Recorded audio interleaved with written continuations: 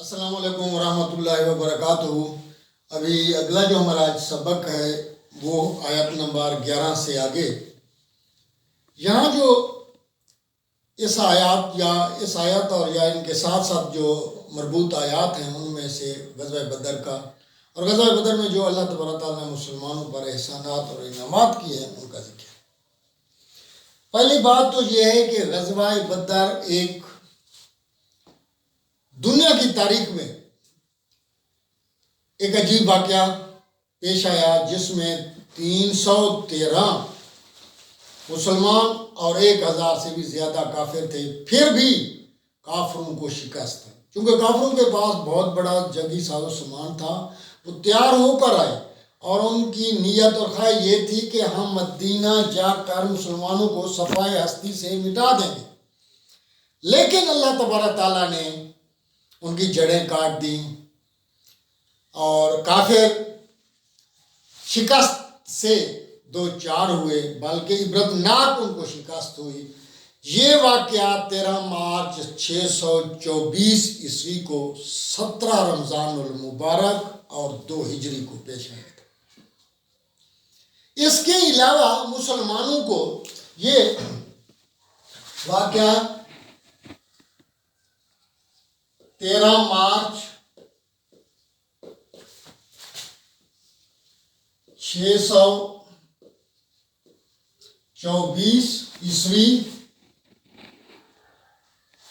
17 رمضان المبارک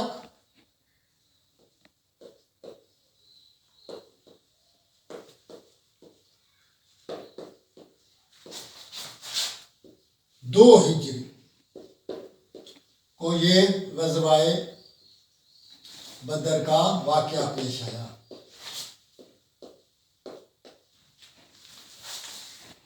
اس میں سے آگے جا کر بتاؤں گا تفصیل جو واقعات ہوئے، لیکن مختصراً یہ ہے کہ کافروں کو عبرتناک شکست ہوئی اور انہوں نے آ کر پہلے بدر والے مقام پر جب وہ پہنچے تو انہوں نے سب سے اچھی جگہ لے لی، پانی والی جگہ، صاف شفاف میدان، برابر میدان پر انہوں نے اپنا قیام کیا، پڑاؤ ڈالا۔ لیکن مسلمان بعد میں جب مسلمان آئے تو مسلمانوں کو پتھریلی زمین ملی، پانی بھی نہ تھا، کچھ پریشانیاں تھیں، تو اللہ تبارک تعالیٰ نے یہاں قرآن مجید میں بھی ان احسانات کا ذکر کیا ہے جو اس وقت مسلمانوں پر اللہ تبارک تعالیٰ نے کیے ہیں۔ ان میں سے سب سے پہلے اللہ تعالیٰ جو ابھی سورۃ الانفال آیت نمبر 11 سے میں جو بتا رہے ہیں، سب سے پہلے انہوں نے اللہ تبارک تعالیٰ نے مسلمانوں پر نیند طاری کر دی۔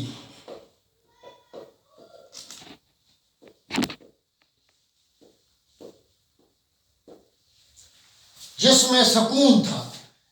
یہ اللہ پاک کا ایک نظام ہے، جب بھی انسان جتنا تھکا ہوا ہو، کوئی کام کر رہا ہو تو تھوڑی سی نیند آ جائے تو انسان کی طبیعت بحال ہو جاتی ہے، برابر ہو جاتی ہے طبیعت۔ اس لحاظ سے مسلمان تھکے ہوئے، کئی دنوں کے سفر اور پھر پانی نہ ہونا، یہ ساری چیزوں کو ختم کرنے کے لیے اللہ تبارک تعالیٰ نے مسلمانوں پر نیند طاری کر دی، جس میں سکون تھا۔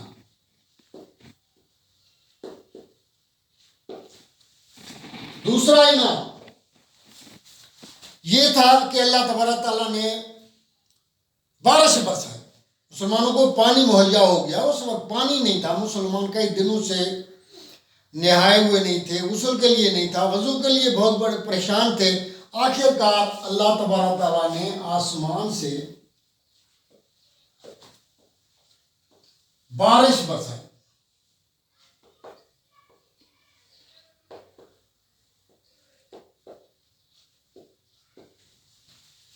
یہ بھی تھا مسلمانوں میں شیطانی وساوس آ رہے تھے کہ بھائی کافروں کے پاس اگر مسلمان سچے ہیں تو مسلمانوں کے پاس پانی کیوں نہیں ہے، مسلمانوں کی زمین اچھی کیوں نہیں ہے۔ یہ ساری چیزوں کو اللہ تبارک تعالیٰ نے، چونکہ وہ علیم بذات الصدور، وہ دلوں کے رازوں کو جاننے والا ہے، تو اللہ تعالیٰ نے یہ پانی، اور کیوں، اس سے ان سے یعنی مسلمانوں سے شیطانی نجاست بھی دور ہو گئی۔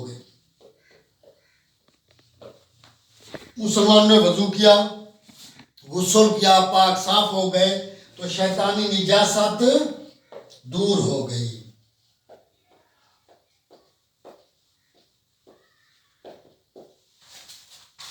نمبر 4، پھر مسلمانوں کو کے دلوں کو مضبوط کیا، یعنی دلوں کو تقویت پہنچائی، دلوں کو مضبوط کیا۔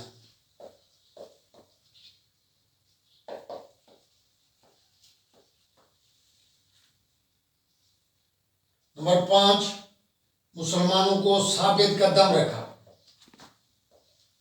ڈر خوف سے آزاد کر دیا، مسلمان ڈٹ کر لڑتے رہے، مسلمانوں کو ثابت قدم رکھا۔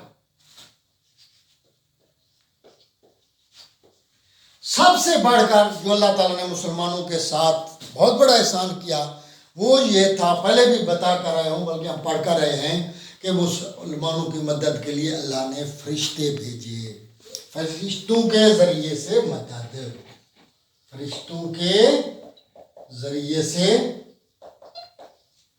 مدد۔ ان احسانات کی بنیاد پر اللہ تبارک تعالیٰ نے مسلمانوں کو پھر سرخرو کیا، عزت بخشی، فتح یاب، کافر نامراد ہوئے، ناکام ہوئے۔ اور یہ بھی اللہ تعالیٰ نے بتایا، جب بھی فرشتوں کو حکم دیا کہ میں اب تمہارے ساتھ ہوں، مسلمانوں کو کہا کہ ان پر حملہ کر دو، حملہ کے ساتھ ساتھ اللہ تبارک تعالیٰ یہ اس وقت کی بات ہے خود بتا رہے کہ میں نے کافروں کے دل میں رعب ڈال دیا۔ یہ بھی ایک احسان تھا۔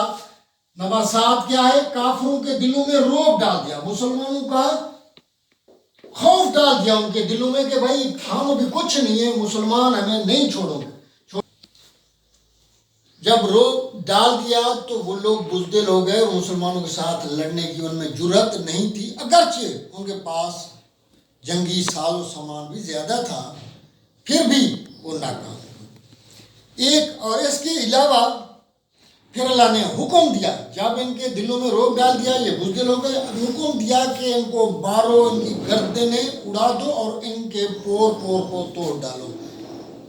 آپ دیکھتے ہیں، یہی پڑھتے ہیں قرآن مجید کے حوالے سے، آپ دیکھ لیں تو سب سے پہلے جنگ بدر کا واقعہ، اور اس واقعے میں جو اللہ تبارک تعالیٰ نے احسانات کیے ہیں انہی احسانات کا بھی ذکر ہے، پڑھتے ہیں۔ اعوذ باللہ من الشیطان الرجیم، بسم اللہ الرحمن الرحیم۔ اذ یغشیکم النعاس امنۃ منہ، اس وقت کو یاد کرو جب اللہ تعالیٰ نے تم پر نیند طاری کر دی اور اس میں امن اور سکون تھا۔ وَيُنَزِّلُ عَلَيْكُم مِّنَ السَّمَاءِ مَاءً لِّيُطَهِّرَكُم بِهِ وَيُذْهِبَ عَنكُم رِجْزَ الشَّيْطَانِ وَلِيَرْبِطَ عَلَىٰ قُلُوبِكُمْ وَيُثَبِّتَ بِهِ الْأَقْدَامَ۔ پھر آسمان سے اللہ تعالیٰ نے پانی برسایا تاکہ تمہیں پاک کرے، وہ تمہیں اس سے پاک کر دیتا ہے، پاک صفائی، غسل، وضو وغیرہ۔ وَرِجْزَ الشَّيْطَانِ، اور تم سے شیطانی نجاست دور ہو جائے۔ وَلِيَرْبِطَ عَلَىٰ قُلُوبِكُمْ، اور تمہارے دلوں کو مضبوط کیا۔ وَيُثَبِّتَ بِالْأَقْدَامِ، اور تمہیں ثابت قدم رکھا۔ یہ انعامات اللہ تبارک تعالیٰ نے کیے ہیں، اور اس کے ساتھ ساتھ اور بھی آگے احسانات کا ذکر آتا ہے۔ پہلے جو آیت نمبر 1 تا 11، آیت نمبر 11 سے بلکہ آیت 11 نمبر ہی پر یہی ان انعامات کا ذکر ہے۔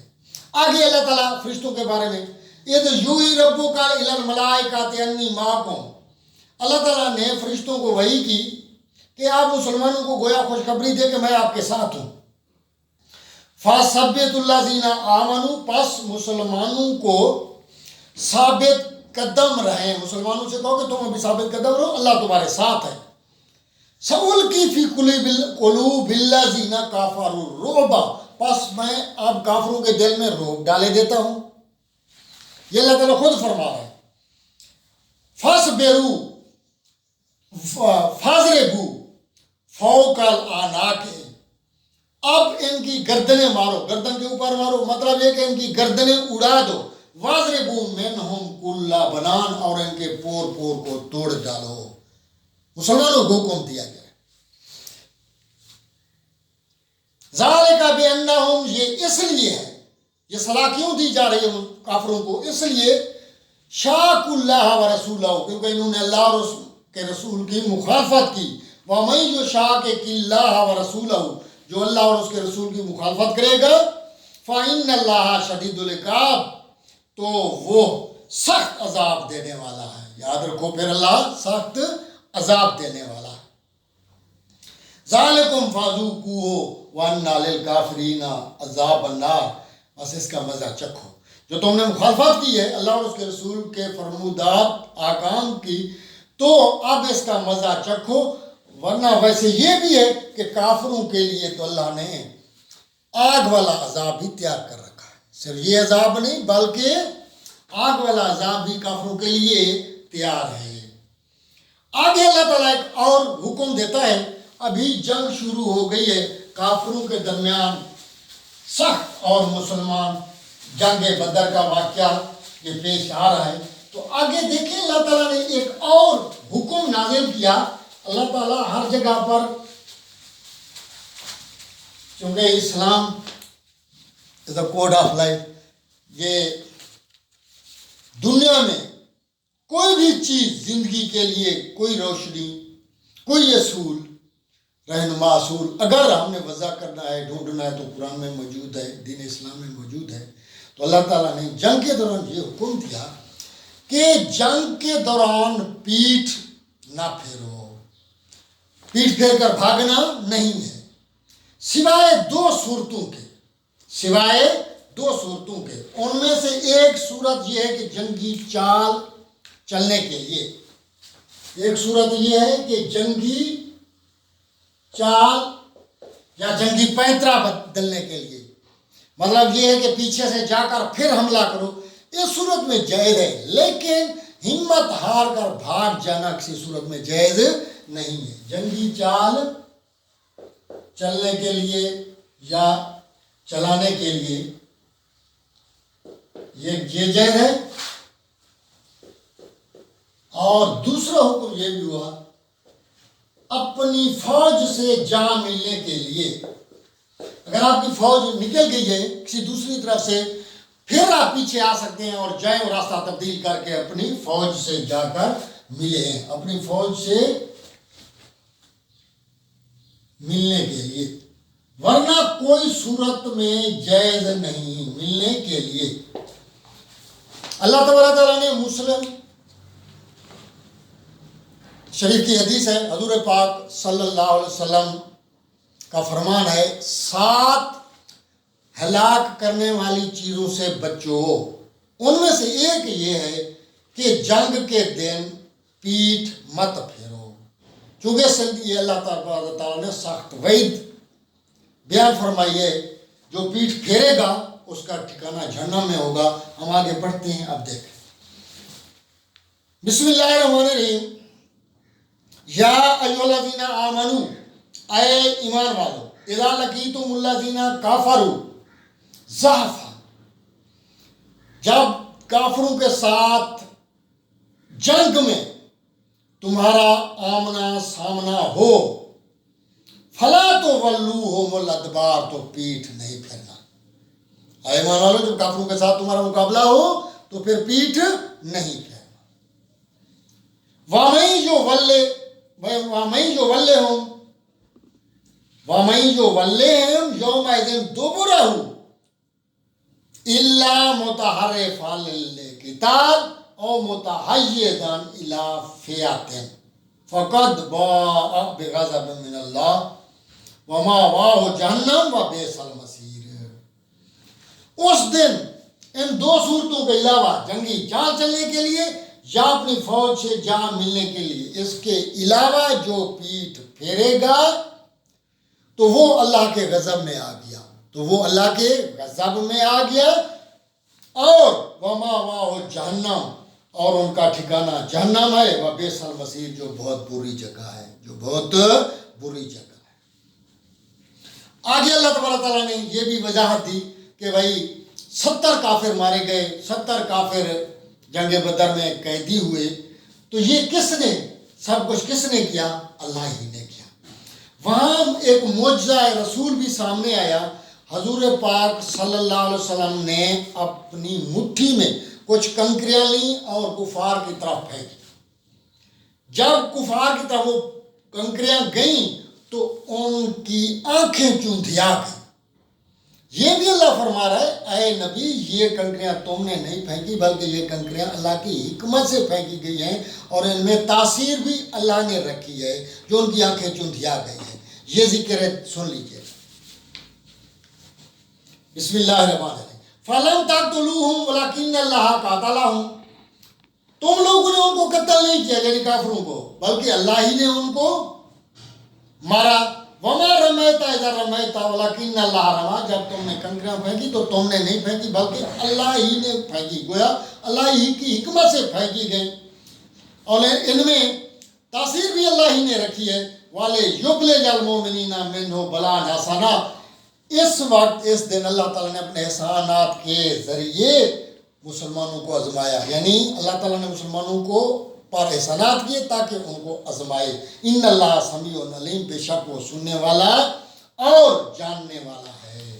ایک اور واقعہ یہاں پیش آیا، وہ بتاتا چلوں۔ جب ابو جہل اور دوسرے کفار سردار مکہ سے روانہ ہوئے تو ان کی دعا، کفار کی دعا، وہ اللہ تبارک تعالیٰ کو کسی نہ کسی صورت میں مانتے تو تھے، پھر انہوں نے دعا کی۔ کہیں یہ بھی لکھا ہوا ہے کہ روانگی سے پہلے انہوں نے اکٹھے ہو کر یہ دعا کی کہ اے اللہ، ہم میں سے یعنی مسلمانوں اور ہم میں سے جو گستاخ ہے اور جو صلہ رحمی نہیں کرتا، قاطع رحم ہے، تو رشتہ داروں کے ساتھ مقصد ہے تو ان کے تعلقات ٹھیک نہیں، اس کو برباد کر۔ پھر اللہ نے ان کے جواب میں بتا دیا کہ ہم ان کو فتح ہے، ان کو فتح نصیب ہو، تو اللہ نے فرمایا فتح تو آ چکی ہے۔ یعنی یہاں یہ معیار رکھا گیا ہے جس کو فتح نصیب ہو وہ اچھے لوگ ہیں، وہ راہ راست پر ہیں، وہ صحیح راستے پر ہیں۔ تو فتح مسلمانوں کو نصیب ہوئی تو آپ اس چیز کو دیکھ لیں، فتح تو سامنے آپ کے آ چکی ہے۔ اب آپ فیصلہ کریں، آپ کے لیے بہتر ہے کہ آپ واپس آ جائیں، مسلمان ہو جائیں، اور اس لحاظ سے نہیں تو تم جس طرح کرو گے، یعنی اگر مسلمانوں کے ساتھ لڑو گے تو تمہیں دوبارہ اسی طرح سزا ملے گی، تمہیں شکست آئے گی۔ سنیے گا یہ آیت، بسم اللہ الرحمن الرحیم۔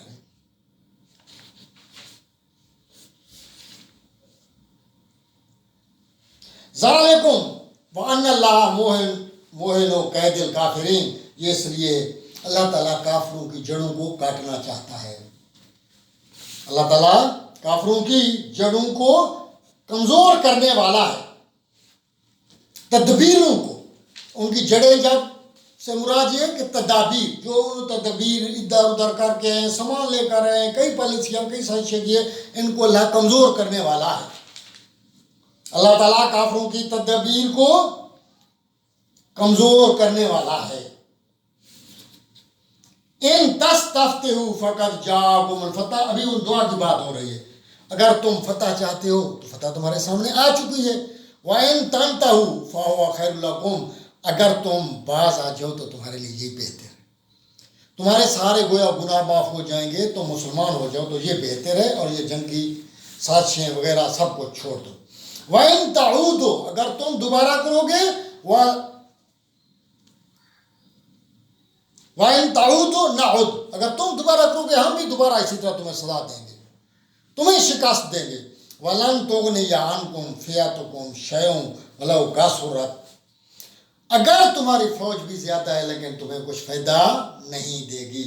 وَأَنَّ اللَّهَ مَعَ الْمُؤْمِنِينَ، اور بے شک اللہ مومنوں کے ساتھ ہے۔ آج کا سبق یہاں تک، اور انشاءاللہ اگلے سبق تک اجازت دیجیے گا۔ ہمیں سبسکرائب کرنا نہ بھولیے گا۔ شکریہ۔